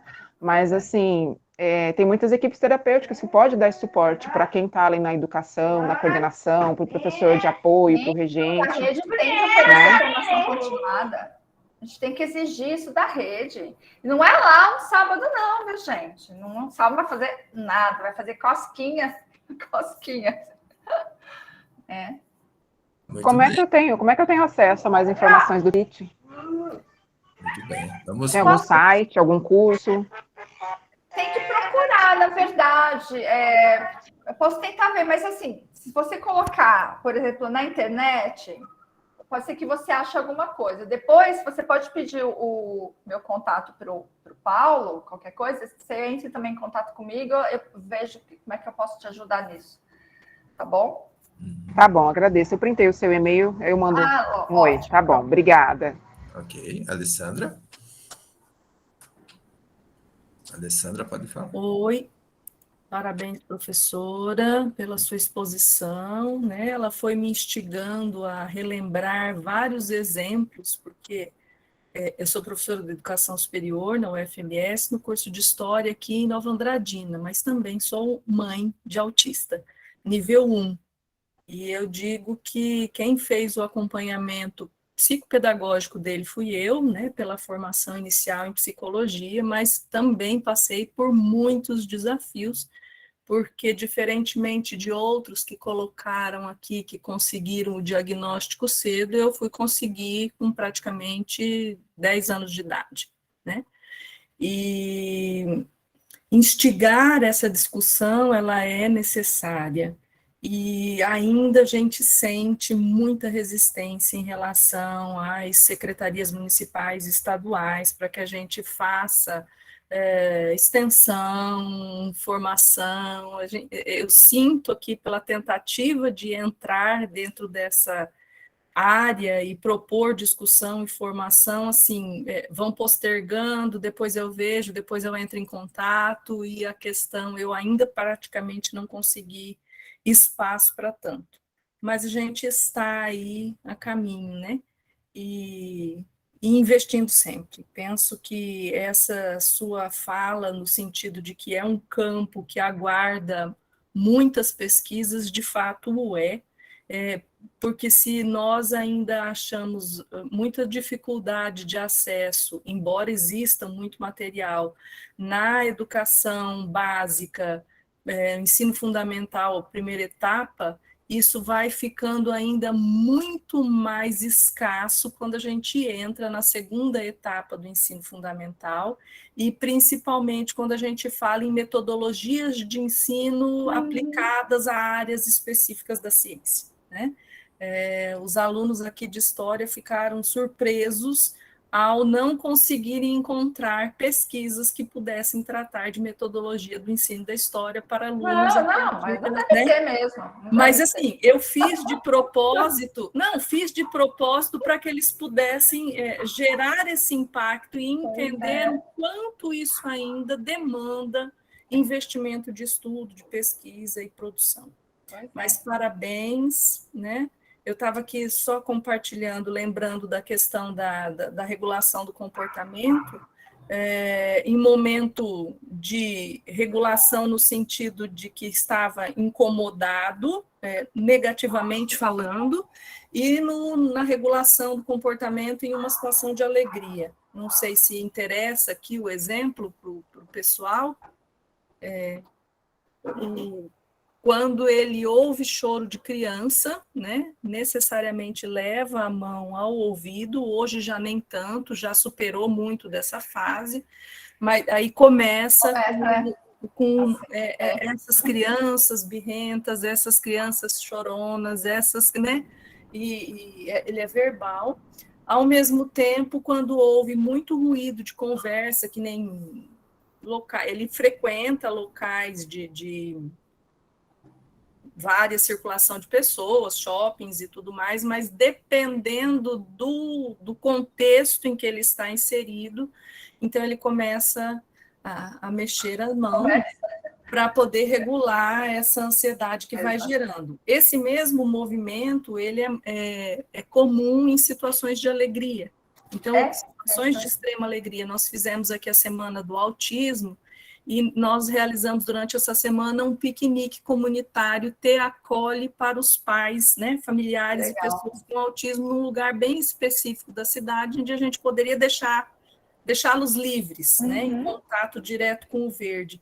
E convidamos os bombeiros e os policiais para ir fazerem demonstração. Os policiais, para aqueles que quiseram, principalmente os adolescentes, foram dar uma volta no camburão, né? Então, ele deu umas aceleradas, umas freadas, né? Aquilo mais próprio do adolescente, diferente da criança. E quando desceu do carro dos policiais, ele dizia assim, nossa, estava feliz, mas ao mesmo tempo, assim, regulando toda aquela ansiedade que estava sendo gerada. Então, assim, é muito bacana essa discussão e que existam outros momentos que procurem dar investimento nesse sentido. Alessandra, só aqui um parênteses. Você é amiga da Lia? Lia que... A Lia aí daqui do CPNA? A de Nova Andradina? Eu a conheço, mas assim, não tenho extrema proximidade, mas sei de quem... É porque eu morei aí, eu dei aula na UEMS, eu fui professora de AEE da UEMS. Então, só agora que você falou que você é da história de Nova Andradina, eu morei um ano. Então você vai lembrar da Gisele Acuzzo.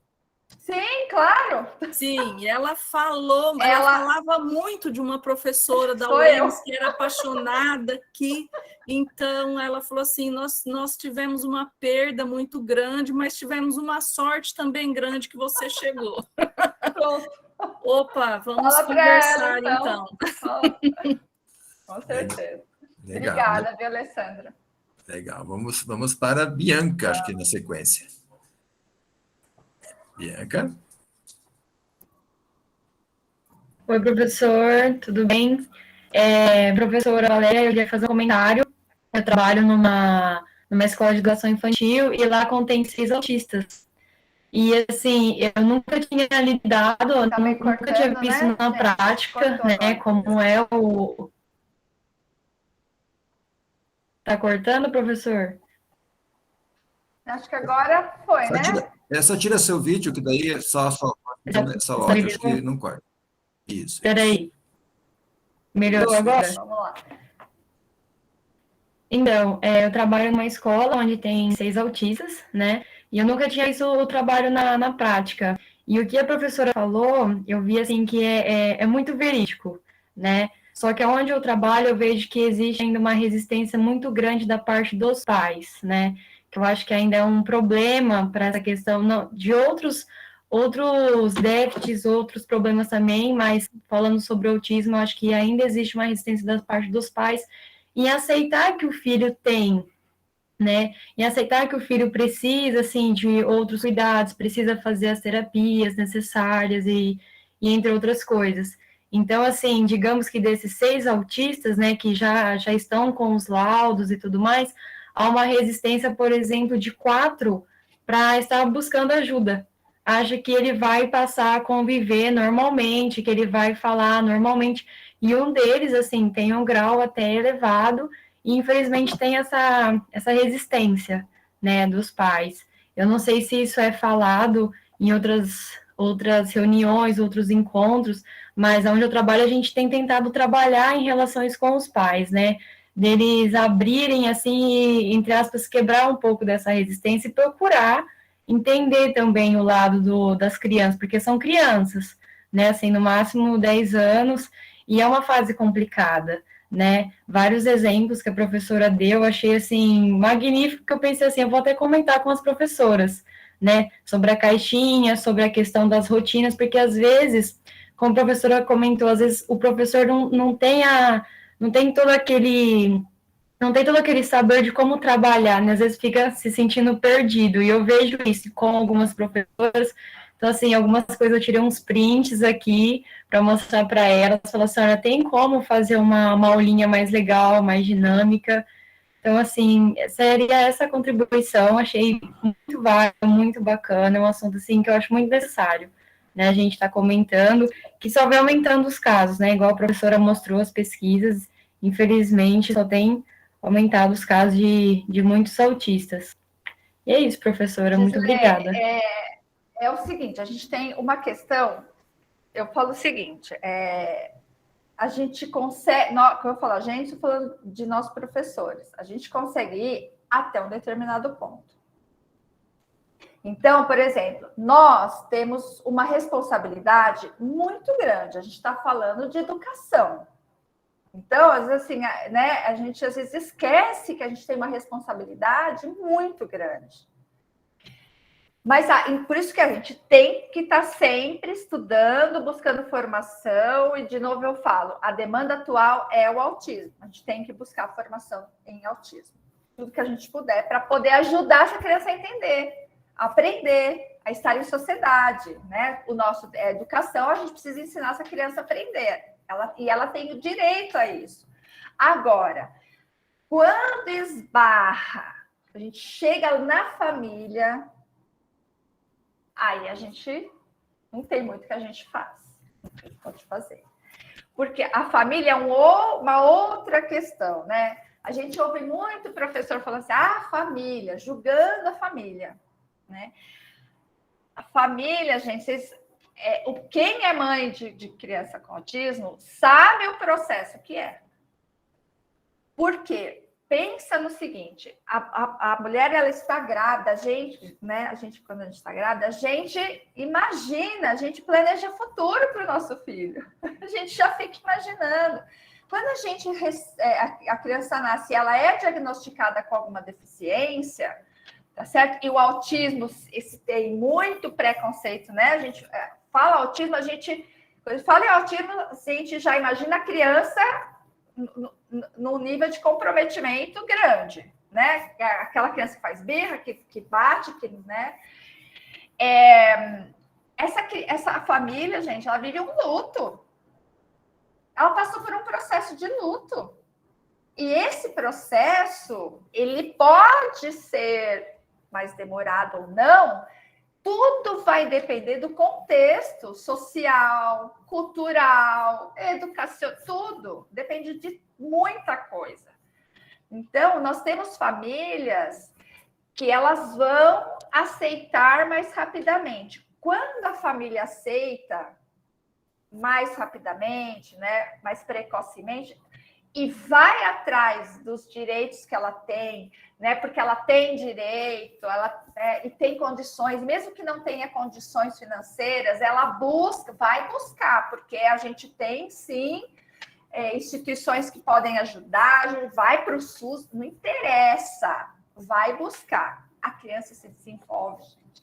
Ela anda no espectro. Veja bem, ela não vai sair do espectro. Até esse exato momento, não existe comprovação científica que uma pessoa deixou de ser autista. Se vocês escutarem falar, ele era autista e não é mais, isso não existe hoje. Pode ser que daqui a um tempo exista, a gente não sabe, tá certo? Mas hoje não. Mas a criança, ela pode andar no espectro. Tudo depende do que é feito com essa criança.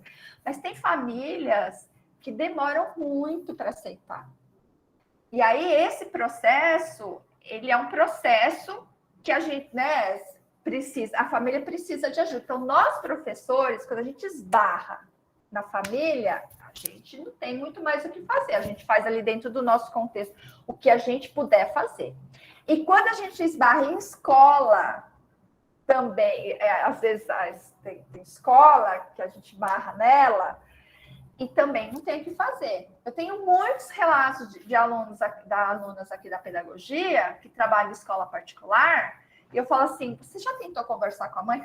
Imagina, se eu tentar conversar com a mãe, eu sou demitida.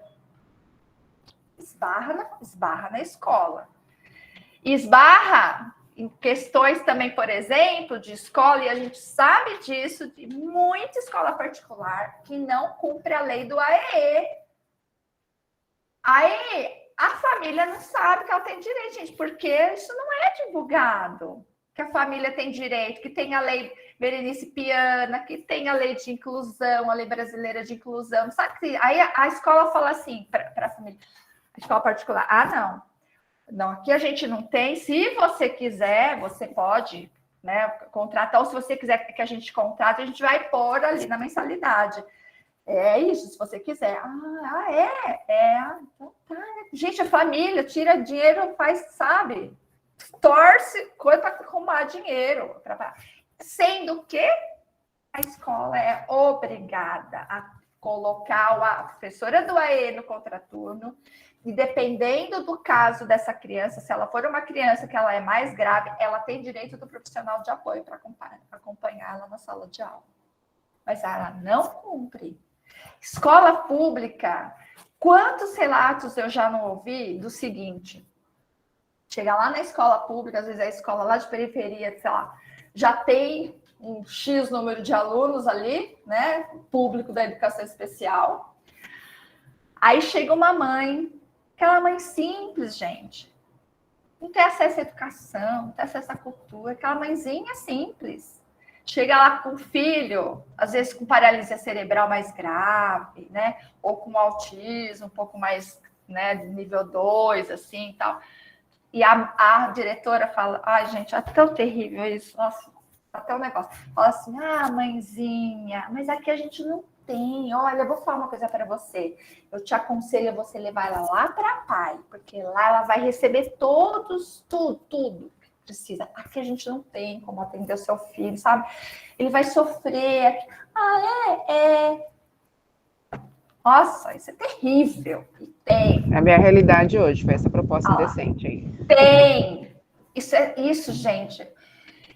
E aí a mãezinha, né, não sabe que ela tem direito. Ela vai, não põe o filho na escola, deixa lá na PAI. Veja bem, eu não sou contra a PAI, hein? A PAI, ela é necessária. Porque eu sou totalmente contra a inclusão total. Sou totalmente contra. A escola, ela não tem como receber, às vezes, aquele aluno que é extremamente grave. Ele vive na cama com sonda, ele não se mexe. Ou então aquele tem autista, gente, que é extremamente grave, que ele está naquele nível mais grave possível, ele não tem comunicação verbal, ele tem todos os problemas sensoriais, ele se morde, ele se mutila, ele bate cabeça, é aquela criança que ela precisa estar com capacete, com tudo, ela não... Então, assim, a gente tem casos muito graves, não tem como. O que essa criança vai fazer na escola? Vocês me desculpem, é meu posicionamento. A gente, por exemplo, eu venho da UFSCar. A UFSCar não é a favor da inclusão total. Agora, a gente tem o lado, a Unicamp, por exemplo, é a favor da inclusão total. Tá? A gente tem as linhas. Agora, que inclusão é essa? É exclusão na inclusão. É exclusão na inclusão. O que uma criança dessa... Aí vai, a minha escola inclui. Inclui. Você vai lá, gente, a criança não está fazendo nada. Ela não está, ela tá lá, deitada. Ela está só sendo atendida pela profissional de apoio que só fica acudindo a criança. Por conta do comprometimento. Diferente se é por conta de formação, tá certo? Mas então, isso é uma discussão séria essa, na verdade. Mas, enfim, em questão de direitos, Brasil não cumpre. Brasil não cumpre leis. E isso vem se mostrando cada vez mais no atual governo. A gente não cumpre lei. Lei, ora lei. A questão da inclusão, eu não sei como é que está aí, mas assim, eu estou aqui em Uberlândia, eu acompanho, eu faço parte de muitos grupos no Brasil, a situação das crianças com autismo, das crianças públicas da educação especial, mas eu vou colocar aqui com ênfase no autismo, porque é o que a gente mais tem, está muito complicada. As profissionais de apoio que estão sendo, os concursos que estão sendo feitos para profissional de apoio, pega gente de ensino médio. Ah, se você tem 30 horas lá de um curso de educação especial, você entra. Como assim? A gente está lidando com a educação. Aí não tem, gente, eles não têm. Aí tem um horror. Essas coisas estão sofrendo, as famílias estão sofrendo. Professor do AE não tem. Ou se tem, não tem sala de recurso. A professora entra num cubículo de uma sala lá. O meu marido é formado em educação especial pela UFSCar, foi professor de AE de uma escola estadual da cidade de São Carlos. Gente, ele era colocado numa salinha assim, que tinha uma cadeira e uma carteira. Cadê a sala de recursos multifuncionais? É por lei, tem que ter. Tem que ter sala de recursos multifuncionais, cadê? Às vezes não tem, às vezes a escola tem, sabe onde está? Guardado, empilhado, lá numa outra sala, cheia dos materiais lá. Tá lá. Cadê, gente? Tá, é lei, ora lei. Não se cumpre lei aqui. E não vem se cumprindo já, né? Desde que esse governo entrou, não se cumpre mais mesmo, né? Aí, hoje, a notícia lá do nosso ex-ministro da Educação ali, né? Então, e quem está sofrendo demais? Essas crianças, as famílias dessas crianças, quem está trabalhando com essas crianças não tem formação continuada. A gente precisa de uma reformulação urgente. E aí, esses grupos aqui, ó, são importantíssimos para estudar. Sabe? É vocês entrarem em grupos de estudo, porque isso vai fortalecendo, né? A gente vai lendo, vai estudando, vai discutindo casos para ajudar, porque essas professoras precisam de ajuda. Agora, em setembro, eu vou iniciar um projeto de extensão aqui na UFO que chama Rodas de Conversa, Escolarização de Crianças com Autismo, que eu vou fazer aos sábados aqui na UFO, e eu vou abrir para os professores. Então, a gente vai fazer de sábado, das 8h30 às 11h30, para atender esses professores, para a gente começar a dar alguma coisa para esses professores, instrumentalizar um pouco esses professores, gente. O negócio é muito crítico, tá muito crítico. Muito bem. Deixa eu só fazer, antes de nós continuarmos, só fazer duas observações. Primeiro, professores, tem mais alguns minutinhos para estar com a gente? Gente, eu estou por conta legal. aqui, né? Então, deixa eu consultar o Tarcísio. Tarcísio, você fez a reserva aqui no Meet até às 18h30. Ele vai interromper aqui automaticamente quando chegar às 18h30? Paulo, eu não sei, rapaz, se interrompe automaticamente, viu? Então faz o seguinte, interrompe a gravação para a gente poder salvar e depositar depois no canal do YouTube, do GFOP. Você não quer esperar da 18h30, porque faltam 4 minutos só? Se ele interromper, sem você interromper, você perde a gravação, ele não sobe no seu drive. Tá, então deixa eu interromper aqui. É melhor você interromper, aí a gente continua conversando. Se caso cair, já peço desculpa, porque a reserva foi feita até às 18h.